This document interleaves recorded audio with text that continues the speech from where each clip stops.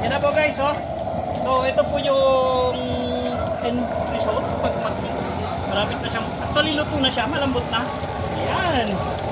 Kulang na lang ay lalagay natin yung gulay. Okay. Yan, nagmantikan na yung kanyang itag. Lalagay ko lang yung gulay. Okay.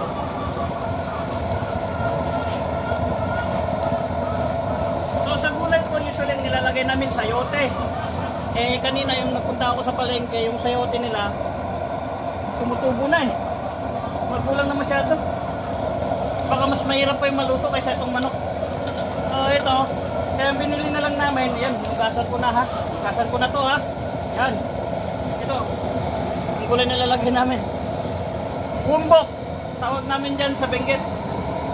Ang tawag nila sa Lola, sa Chinese pechay. Yan. Lagay natin.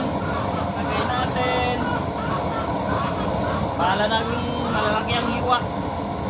Basta importante, mahalaga. Yan, tapos pakuluan natin to hanggang sa maluto konti. And then dadagdagan natin ng tubig para maraming sabaw, para maraming ulam. Mas maraming sabaw, mas maraming ulam.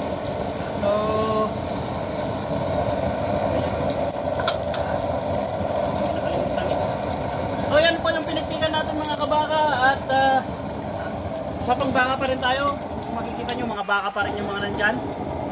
So yan po ang background natin. Baka pa rin. Kahit saan tayo mapunta, baka pa rin po tayo. So yan lang po mga kabaka at magandang hapon and happy eating.